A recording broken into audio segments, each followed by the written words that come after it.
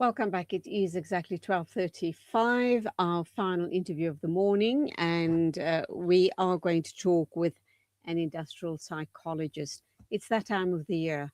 I'm beginning to feel it as well. Lots of people are asking the question, where am I at? Am I on the right path? Where to from here? Is this year going to be meaningful for me or not? Am I going to make progress? And the list goes on. So, and I kind of wonder, why is it that we ask ourselves these questions at the beginning of the new year?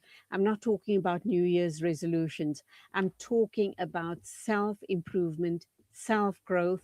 I'm talking about goals. So let's unpack all of that with an amazing psychologist. That, of course, is you, Ras Naidoo. A very good afternoon. Welcome to the program. And I'm so pleased to be talking with you once again.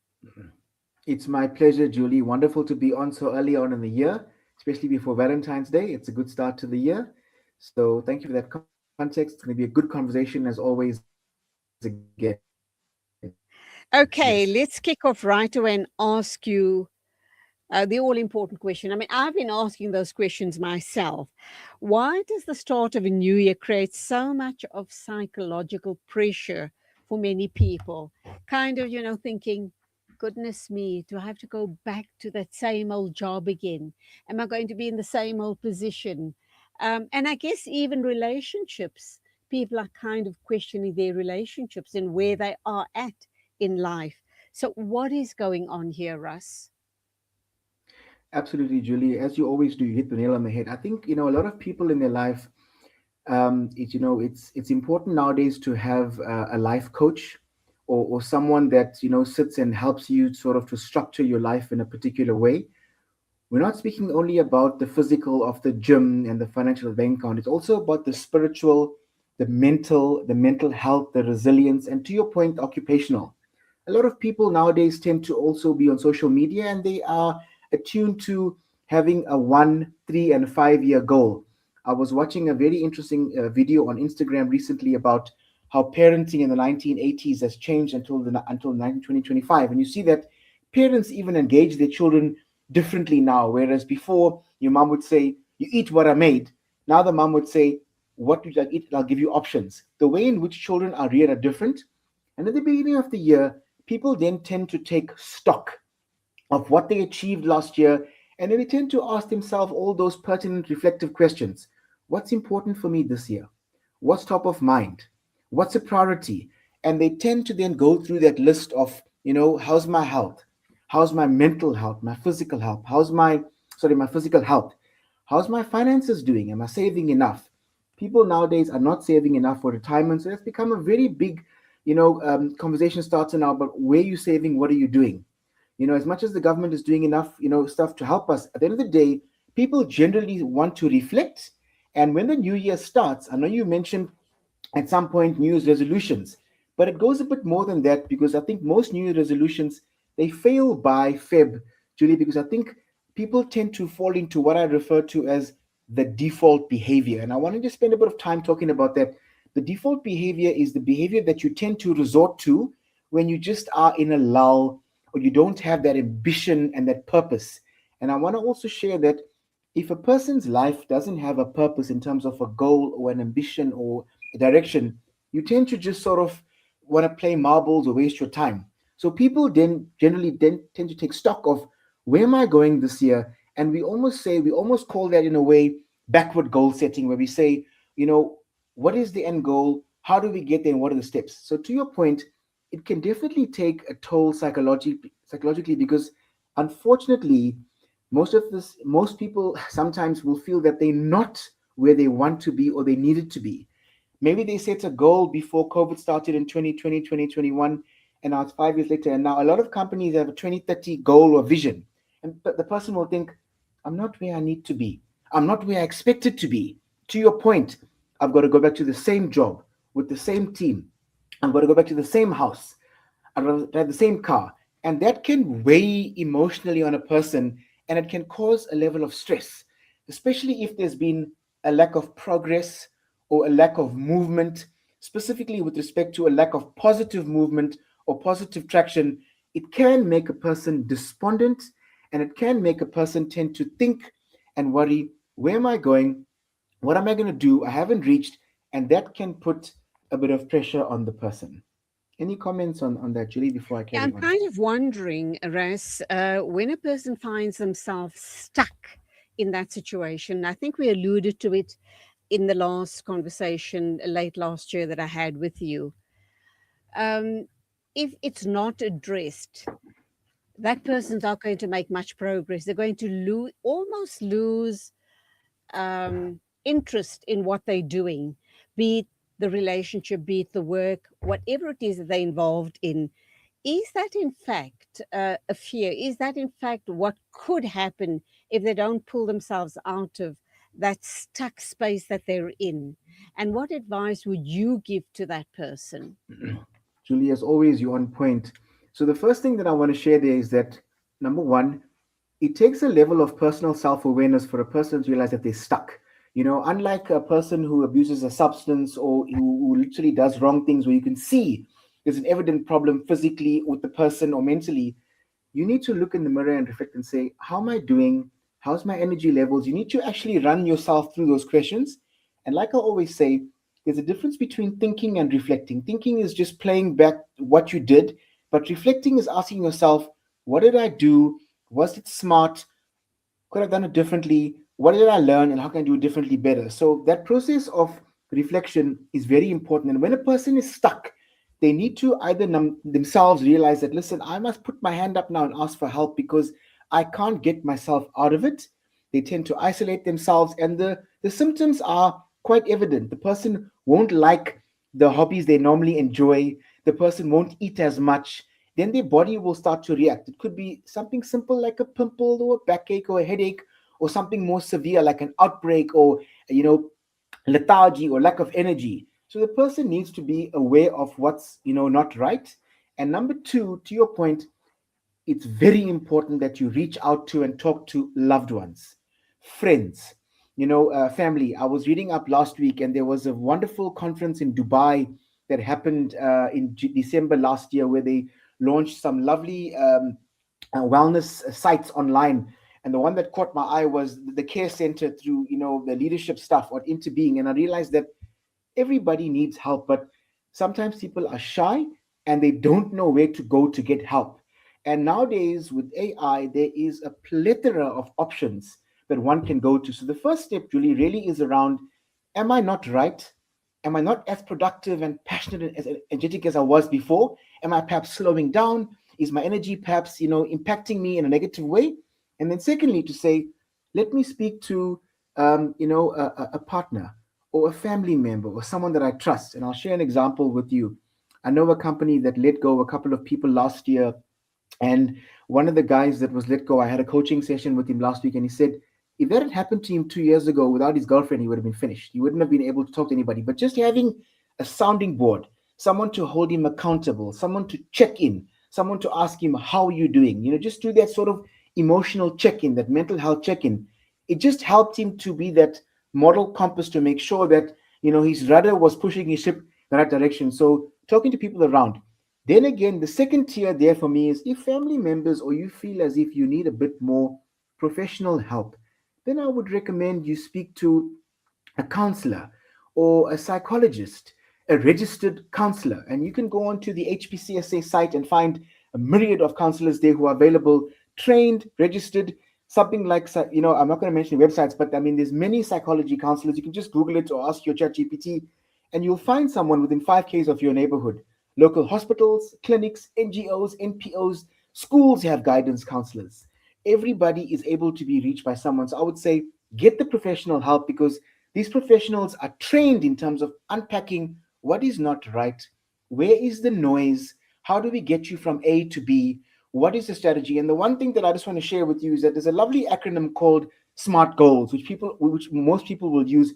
I'll unpack it a bit just now, but the most important thing is that it's important, if you feel like you're really waning, and obviously if you find that over, it can be over a day, but if you find that you are consistently 3 to 6 months, feeling this energy drain, it's important to speak to someone registered to get the right kind of help at the right time, to find the right solution for you to be able to move forward. Okay, let's go for an ad break. When we come back, I want you to talk some more about, you mentioned something about SMART. That's So correct. let's talk about that right after the break.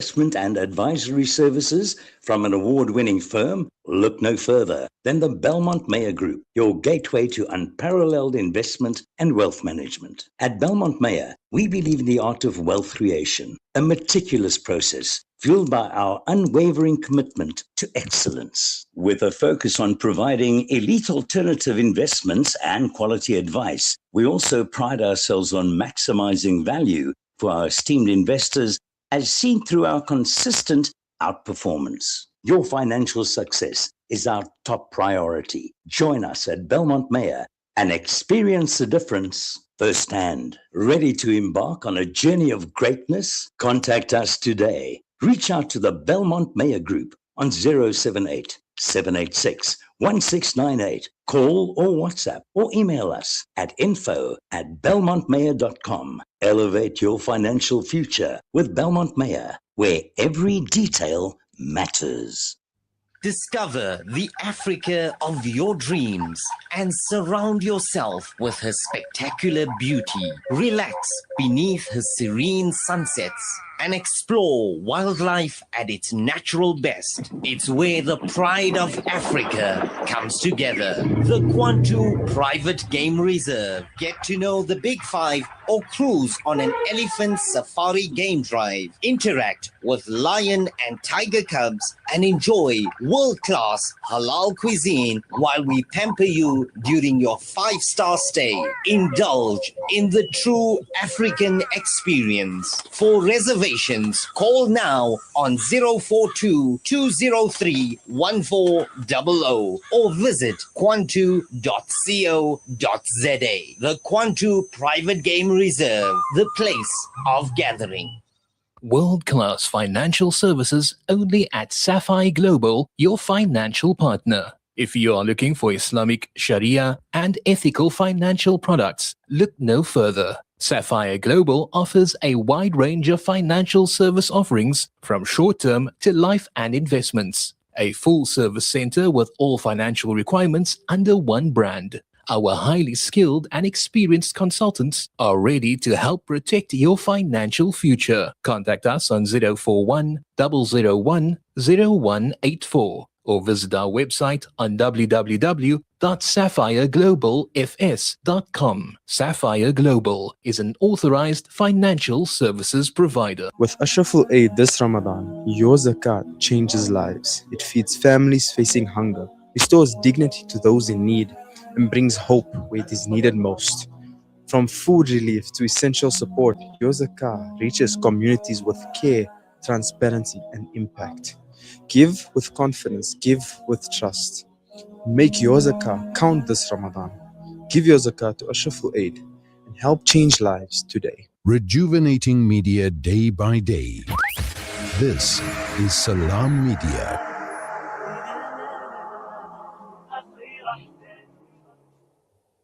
Welcome back. We're talking with Ras Naidoo. He's an industrial psychologist based in KZN, and we are talking about possibly burnout and feeling stuck at this time of year. So over to you. You spoke about some smart solutions that we could apply to get out of the situation, and also to seek help, speak to a loved one. But I think in this day and age, I need to point out, perhaps things have changed, Ross, I'm not sure. But I do get a sense that men are more reluctant to go to a professional under these circumstances. Do you find the same thing, or do you think there is a shift? People are beginning to kind of look at counseling or therapy in a different light, in a more positive light. Julia, I've got two responses to that. You must remember that the study of psychology is traditionally a very Western practice of opening up to a stranger and airing out your point of view and seeking advice. But if you look at more the traditional setup in South Africa, where we tend to look at and we get advice from our family and our friends, 30 years ago, 20, I probably would have agreed with you. The reluctance of men to just go to a stranger and open up and talk about their feelings probably would have made them feel a bit unnerved or a bit psychologically unsafe. But I think in 2025, 2026, specifically after COVID and the pressure that we're under now, you know, there definitely is, men have definitely begun to appreciate the offering and the value added services of going to talk to a person and opening up. It may not necessarily be, people close to them, but it definitely could be a psychologist or a therapist, because the need is so apparent, and because you get to a point where you're so stressed out.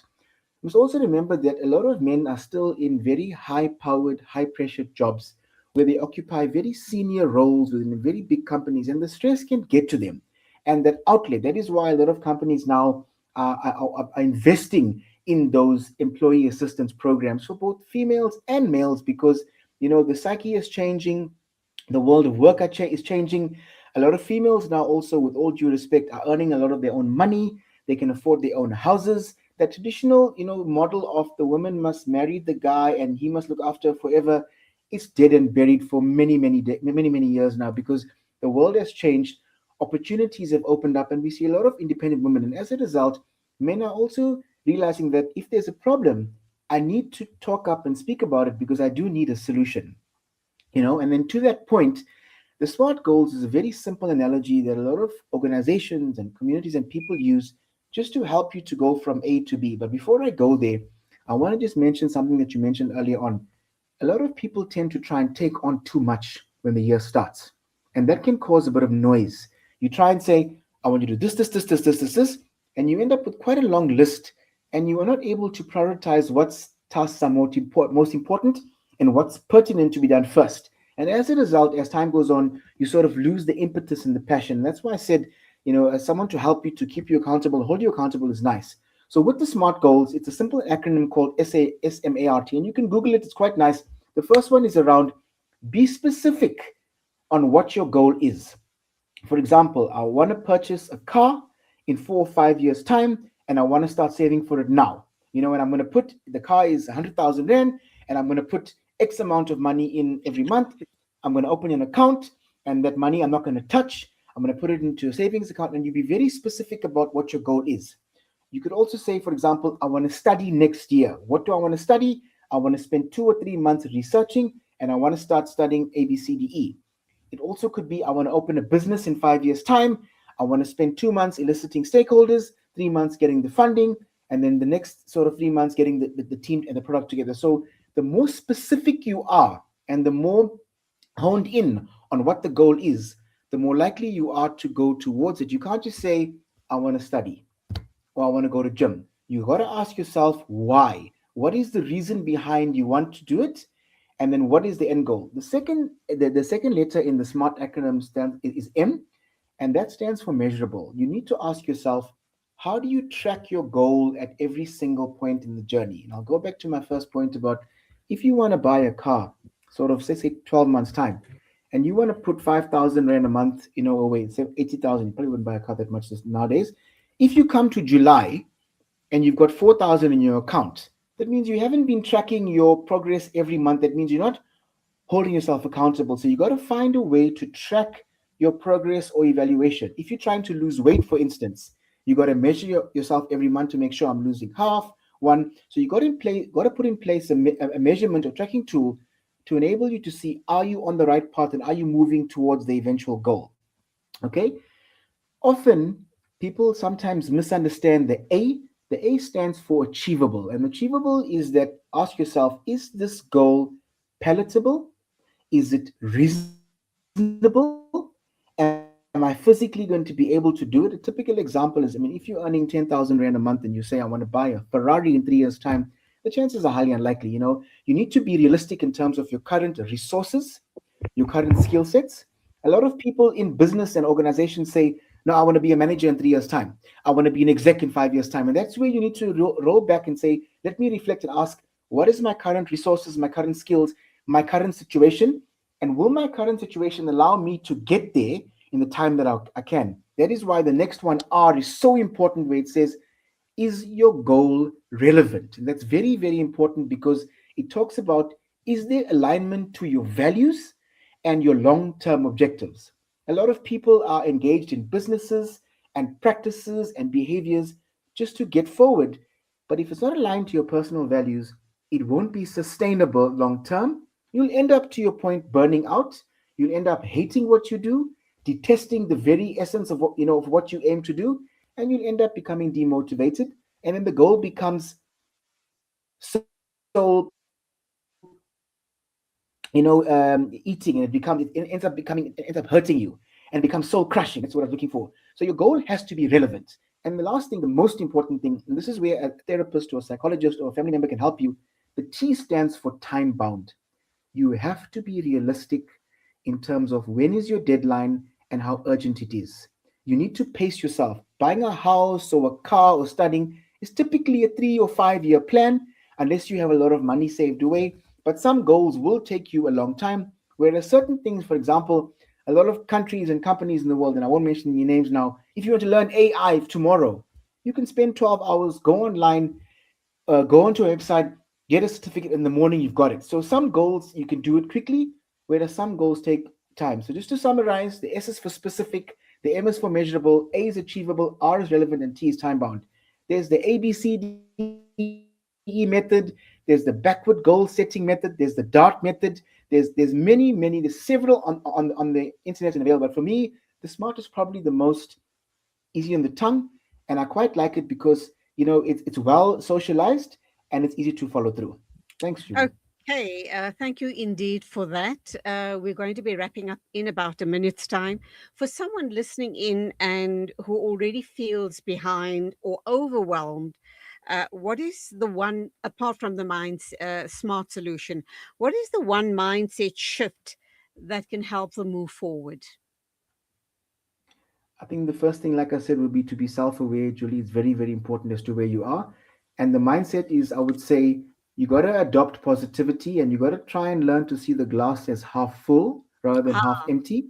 That for me is pertinent, because if you say to yourself in the morning, I'm going to be hijacked today, I'm going to be hijacked today, I'm going to be hijacked, you are bringing that energy towards you, and you probably are going to end up becoming hijacked because you are inviting that in your life. But you got to be positive and try to see the windscreen of your life and not the review mirror. The review mirror is backward setting, but the windscreen is forward. And like I did last time, I'm happy to leave my number.